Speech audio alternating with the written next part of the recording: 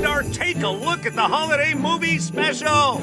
Best way to spread holiday cheer is to sing loud for all to hear. Oh my God! Or to watch all 300 new Hallmark holiday movies. Do you not believe me? We'll talk to the cast of a few. We'll also dip into Christmas and Hanukkah past with some of your favorite holiday stars. That and more as we holiday take a look. That's right, the holidays are here, and there's nothing better than turning away from your family into a TV set. 100%. Whatever screen you got, watch a holiday movie. Yep, you gotta do it. Hey, thanks for hanging out. My name is Mark S. Allen. Happy holidays to you, whatever you celebrate. It's my good friend, Kelly Savannah Deaton. Hi, guys. Travel blogger. You went from like Greece to Tahoe in a week. I did. How do you travel and at the same time watch all these movies? I have a very special set of skills. Oh, wait, is Taken a holiday movie? I mean, it could be. Is Die Hard a holiday movie? That I'm not sure of. That debate rages on to this day. Yeah, exactly. And pretty much like politics, I go with whatever room I'm in at the time. Smart. All right, let's talk about movies right now. Before we get to the classics, Hallmark spit out another like 3,000 holiday movies. So, want to start? Let's do it. All right, scouting for the holidays. Sister, Sister, was that part of your generation? Okay, I was going to say, if you're a 90s kid, you're going to get hit with a huge dose of nostalgia with Tamara Mari because she was in Sister, Sister. So I grew up watching that show from 94 to 99. I was a 90s kid. Yeah, back in the day, I sat down with the sisters to talk about that show, and they thought I was super creepy because it wasn't appropriate for me. I wonder why. No, well, then I said, I have a daughter that's age appropriate for it. We got past that, and then I caught up with her again to talk about this. Take a look. You are in the Christmas spirit. I love it. I have had the joy of talking to you since the world first discovered you and your sister, and what an honor it is to talk to you now about the holidays. Oh my gosh, that's so cool. I love this movie so much. Just when I think you can't reinvent the genre, you do. I think because it's about a modern family, you know, and that's what's beautiful about the day and age that we live right now. You know, there are different types of families. And I think representation is really important. My mom has friends where they've had to adopt, you know, a child that may look different than them, but it's more about their relationship and their love. You don't have to look like your mom to be their child, you know? You just have to have that unconditional love and, you know, protection. And that's what makes this movie different. Amen. And now that you are part of an instant classic holiday movie, what's your favorite holiday movie of all time? Or the first one you can remember? Home Alone. I mean, Home Alone, I will say Home Alone 2 is my favorite. New York. I love New York. It's just funny. It's a classic. We watch it multiple times. Like, we watch it decorating the Christmas tree, we watch it Christmas Eve, and we watch it Christmas Day. And what's crazy is I laugh hard every single time. That's how you know it's a classic. I laugh every single time. I know what's gonna happen. I know the words. Oh yeah. Exactly. You know, people are going to be saying the same thing about your movie. They're going to be reciting lines forever. And thank you for making it. You're awesome. Thank you. I'm so glad she brought up Home Alone. Now, we'll be talking about classic movies in a minute, but from Hallmark to Home Alone, back to her movie. I love this movie because, like a classic, you want, in the third act, hope to win out. Yep, and it does. And I love the mother-daughter relationship. And it's just one of those feel-good movies. You know the formula, but hey, Hallmark does it best. They do. And so there's one out of like 3,000 that came out this year. So we'll get to the next one. I got to take the producers are going, we can't see your face. And I said, yeah, that's the idea. What do you think of the suit? I feel like it's nice, but it's a little non-committal. Did you order it on Wish? No, I did not order it on Well, Wish. sorry, but there's no beard. Yeah, what? I'm not Tom Cruise. I don't need a beard. All right, coming up next on this very show, you sat down behind the scenes of A Holiday Touchdown, a Chiefs love story. Kind of a Taylor Swift movie, if you think about it, and it stars Hunter King and Tyler Haynes. Yeah, well, I hang out with the two of them and the other guy, all three, next.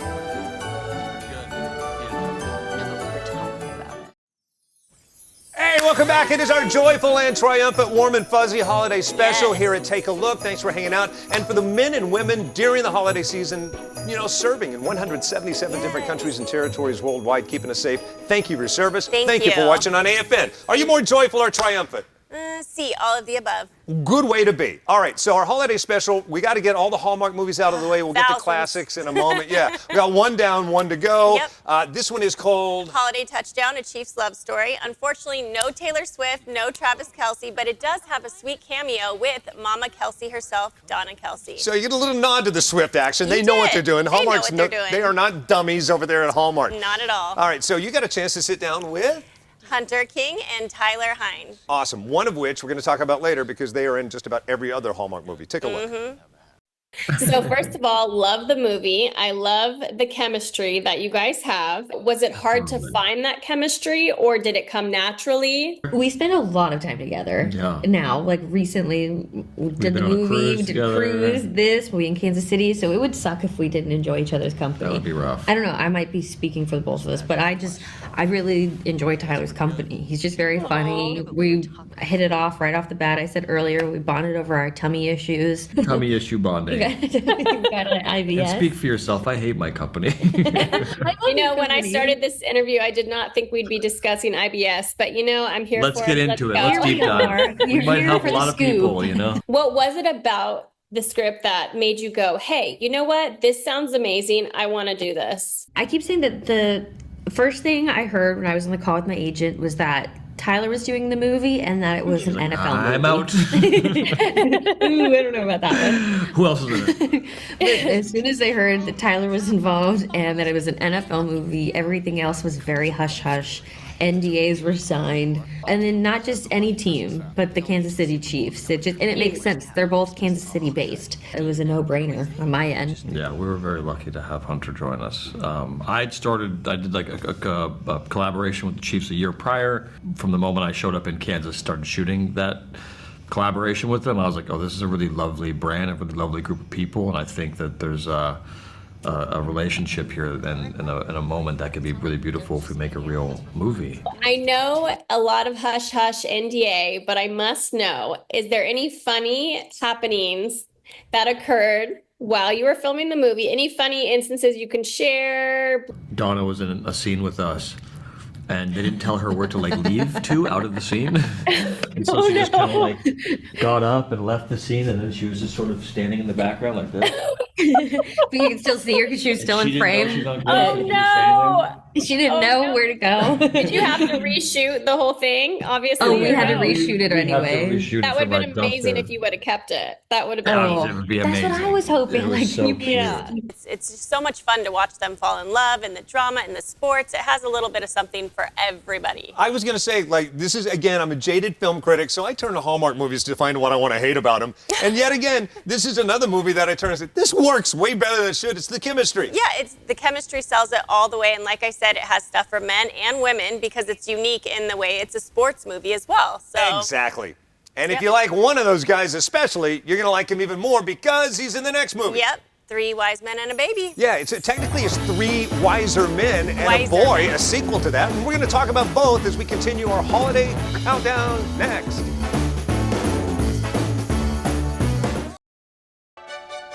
Happy Hanukkah. Happy Dwayne Johnson back there. Happy everything to you. Thank you so much for hanging out with us. Our holiday special, Take a Look. Kelly Savannah Deaton, Mark S. Allen, and now let's jump right back into more Hallmark movies. Yep. We're getting to classic movies in a moment, but right now, so you just talked to who? I just talked to Tyler Hines and Hunter King. Got it. One of which happens to be in this movie. Yes, he has been in almost, I think, 18 Hallmark projects. So he is the poster boy for all things Hallmark. All right, a little background on this. Back in the 80s, there was a movie, 3 Men and a Baby. 87. 87, as it were. Then Hallmark jumped on that and did 3 Wise Men and a Baby. Then this is the sequel to that, 3 Wiser Men. The baby is now a boy, so it's 3 Wiser Men and a Boy. And I caught up with the aforementioned trio. I forgot one of their names, so I just said introduce yourself. Take a look. I'm sure they'd be happy to pitch it. Left to You right, doing? introduce yourselves. I'm Tyler Hines. Yeah, I'm Andrew Walker. I'm Paul Campbell. Good to see you. I'm already in the mood for the holidays, largely because of this. So thank you. Oh, for Great. Oh, thanks, Mark. Thank you. When did you watch it, Mark? When did you watch the I- movie? Literally, it hasn't. The dust hasn't settled. The credits just got through rolling. Oh, wow. All right. How do you feel? Limping? Did it hurt? No, warm and fuzzy, all the right Good. things. Great. And Great. it's a bit of a Love that. journey. Success. It hits some notes that other holiday movies don't hit. For each of you, talk about what you saw that was unique in it. Oh, this is a nice question. I like that. Well, You got working with a 6-year-old little boy was unique and different for us. Special man. I've never done that before. And Yeah. also working with multiple 6 to 9-year-olds was a lot of fun. You never know what you're going to get on the day, and it gets you in your body. You know, you're out of your head, you're in your body. You're trying to like wrangle cats and keep everybody excited and engaged and on the game plan as well. And we can't let them get too, can't have too much fun because we got to have a job to do. But then fun. you also want them just to start rolling the camera because there's so much magic that happens when you're working with kids like that. Yeah. Go ahead. Yeah, I think this one has some pretty deep thematic sentiments. It really, like, again, we're visiting the idea of family. One of the things that's beautiful about this dynamic is that we're telling a love story among brothers, rather than sort of boy meets girl.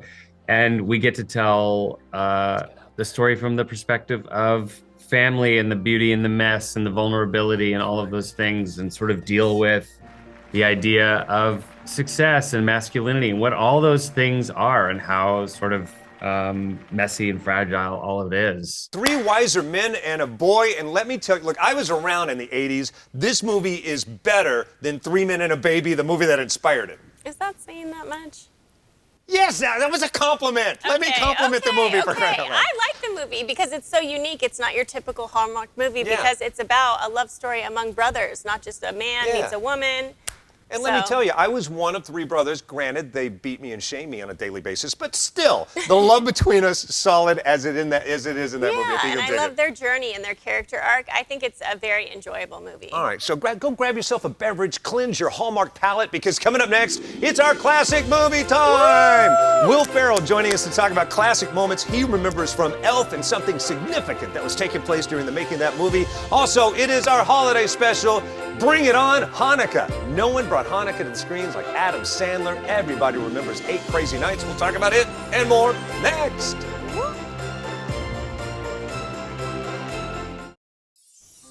Welcome back to Take a Look Holidays. Happy Hanukkah. Hope you are celebrating well, warm and happy, and thankful for the miracle. Look, there's my Christmas card sent to me by Bill Murray. That is a true story. And then I remember that one Christmas that I spent with Harrison Ford on his ranch. I'm going to call Mythbusters on that. Is that true? Yeah, the last part's not true. Okay. No, we were doing some interview about something, and he kicked me off there soon after. And that's why you're barred. And that's why I'm barred from almost anything. Not banned from this show, because it's our show. Yep. Hey, welcome back to the show. We finally are getting to the moment that I love, talking about classic movies. Yes. Elf. Where would we be about Elf? It kind of makes me feel old because this was a new movie like yesterday. Now it's a classic. Yep, 2003, and people really make it a tradition. Every year people are bringing this movie back out and watching it, and it still holds up. It's hilarious, it has heart, and Will Ferrell, it's his first movie out of the gate from SNL, and he killed it. Yeah, and I say watch it this year especially because we've lost so much. We lost James Caan not long ago. We lost Bob Newhart, Ed Asner. I talked to the legendary Jon Favreau about that. Listen. At this stage in the game, do you still find yourself kind of getting geeked out over people you grew up with? Like just sitting across from Bob Newhart moments ago, I almost curled up in the corner going, that's Bob Isn't Newhart. it amazing? And Bob Newhart, what's so great is the movie starts, you open up and you see Bob Newhart in an elf costume in the North Pole doing a monologue. Doesn't get better Isn't than that great? I mean, if that doesn't set up the audience, especially people my age, if that doesn't set up you as to what this movie's going to be about, it's like you're off to the races right off the bat. Sure. And he's so dry and so funny. And with Bob Newhart as well as Ed Asner, these are people who have TV personas that we grew up with. So there's a nostalgic feel to the film right off the bat.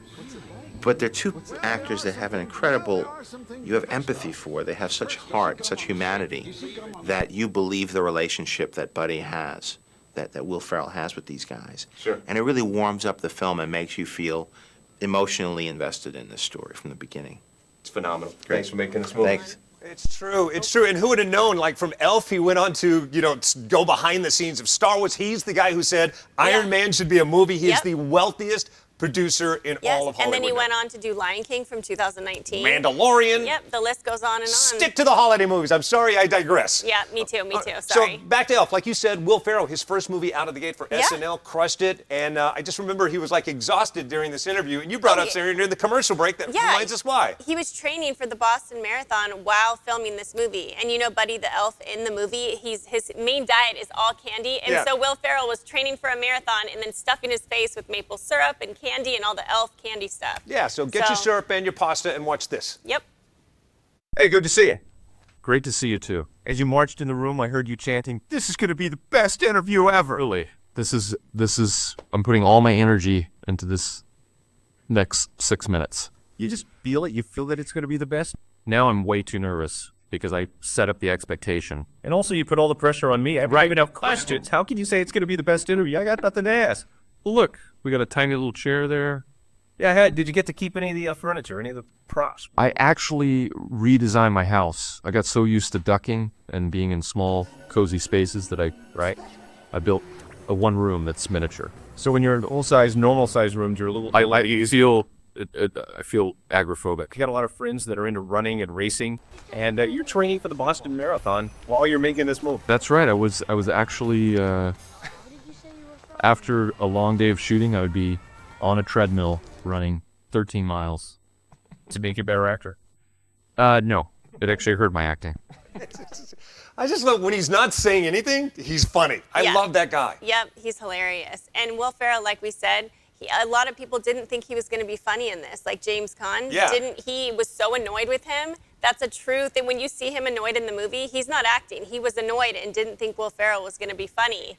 And then he saw the premiere and said, you know what? I finally get it. It's brilliant, Will. Aw, rest in peace, James I Caan, know. Ed Asner, and Bob Newhart. And go watch that movie. Yeah, tribute. Kind of a sad moment. We've lost so many people. It's becoming a classic more and more so. All right, speaking of classics, right now let's talk about Hanukkah, the movie that a lot of people go back to and parents don't truly appreciate because it's Adam Sandler-rific. Yes. Hey, Crazy Nights. Yep, and you have all the Adam Sandler amazing comedy throughout. He does everything. He voices all the characters. He is just so funny in this, and you can tell he loves what he does, no matter if it's animated or a real movie. He just loves doing it, and it shows. It's so funny. We had to leave volume down on this because so much of it was inappropriate, but trust me, what I love about it, representation is there. Yes. The love of Hanukkah and Jewish people and all that it stands for is very much solid. Yep. And then in between it, there's a lot of Sandlerisms. Yes, there is, and that's what makes the movie so epic, and people keep going back to it year and year again. All right, on the way over, you said, hey, could we please talk about this movie? And that movie was The Holiday. Why The Holiday? Because it's my favorite Christmas movie. I saw it in 2006 in theaters, and now every subsequent year,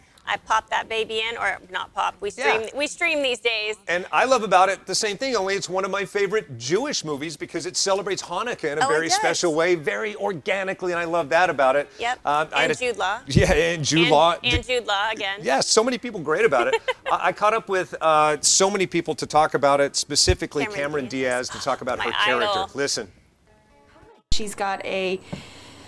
she's teetering on the seesaw. She's like right. Not very. No, she obviously she has her career figured out. She's doing something she loves. She's good at it. She can apply herself to it. Sure. But then on the the aspect of love, right, which as we all know, you kind of have to have that. That's what we're here for, isn't it? And sure. She doesn't know what she wants. She doesn't know how to get it. She doesn't know how to nurture it. And so she's clearly finding herself again and again in the same position as we find her when we first see her in the film. I love the breakup scene in the film, and I'm wondering, pre-fame Cameron Diaz, was there ever a time where you opened up a can of it like that and some guy that did you wrong? Watch out. Right? I think that not in that instance, in the same way, no. Not so much. Women empowered in this movie. Yes. She brings it, as does Kate Winslet.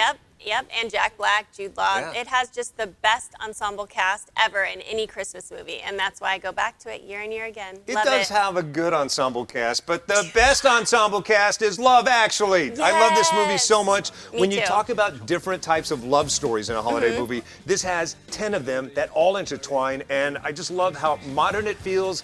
In some ways now, in some ways no, but still it was a great time. And I caught up with Richard Curtis to talk about it. I talked to Hugh Grant about it. Hugh was getting drunk and made fun of my handshake, so I had to do it twice. And then the director got interrupted by the greatest phone call of all time. Oh, I can't wait. Look.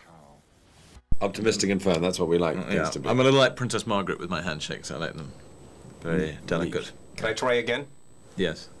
How's that? Much better. Much better. Thank That you. doesn't, it feels like a corpse, though, doesn't it? Is that I as quite like unnerving? that. I find that exciting. Okay, we won't pursue that realm of questioning. And no actor picks his roles because he wants to be more popular as a result of the role. You usually just go into it for the purity of the work. But it's got to be nice knowing that you're hitting a home run with this. Every woman, no matter how liberated, will love to see the Cinderella story played out.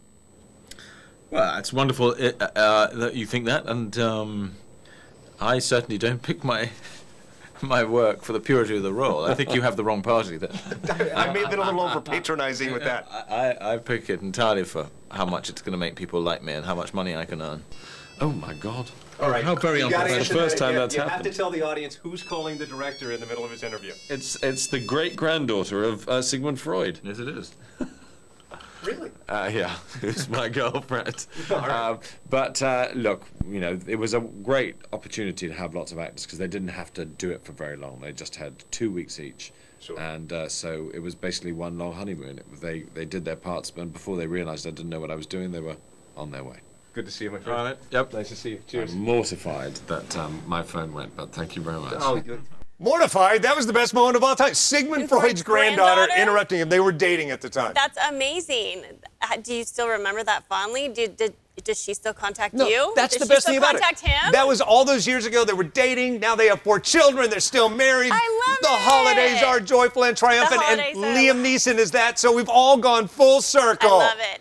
I love it. All right. Thanks for joining us for Take a Look. Be sure and like and subscribe on YouTube and have yourself a merry little every holiday out there. Yep. Peace. Yep.